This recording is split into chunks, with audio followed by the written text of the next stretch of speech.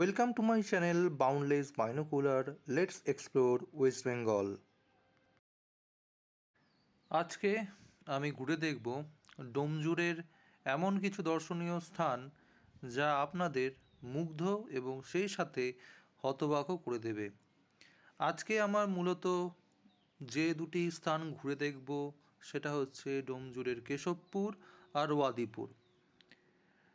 এই দুটি স্থান কলকাতা থেকে মাত্র 25 থেকে 27 কিমির মধ্যে রয়েছে এবং ডোমজুড় থেকে রয়েছে মাত্র 5 থেকে 7 কিমির মধ্যে, যা আপনি একবেলার মধ্যে কিংবা একদিনের মধ্যে সহজেই ঘুরে আসতে পারবেন।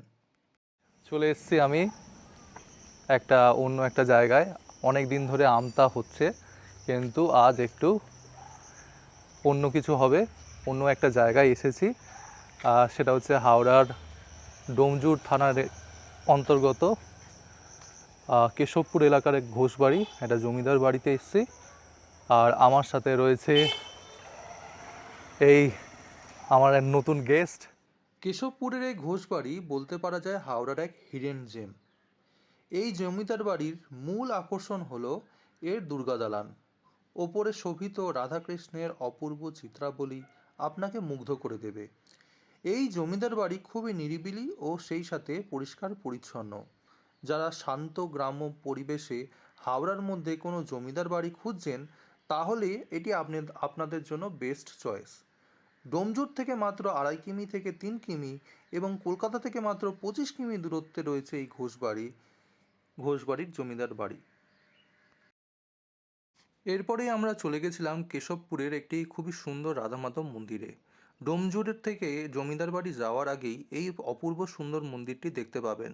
এই মন্দিরের সৌন্দর্যতা এতটাই অপরিসীম, নিজের চোখে না দেখলে সম্পূর্ণরূপে তা বৃথা। মন্দিরের মস্তকভাগে অর্জুনের কাছে শ্রীকৃষ্ণের বিশ্বরূপ দর্শন সত্যি দেখার মতো।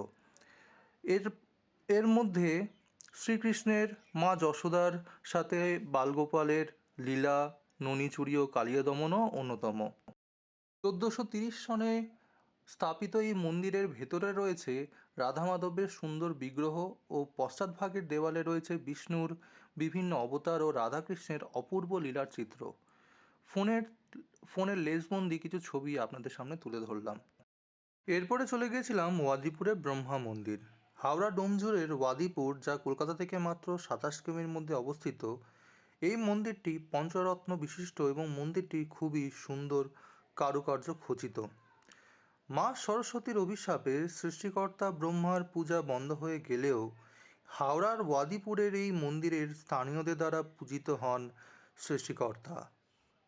মন্দিরের ত্রিআদিশক্তি ব্রহ্মা, বিষ্ণু ও মহেশ্বর এবং এদের সৌম্য মূর্তি মনে এক পরম শান্তি এনে দেয়। আমার আজকের এই জার্নির সর্বশেষ মন্দিরটি হলো ওয়াদিপুরের মা মনসা মন্দির। ব্রহ্মা মন্দির থেকে কিছু দূরেই রয়েছে এই মন্দিরটি।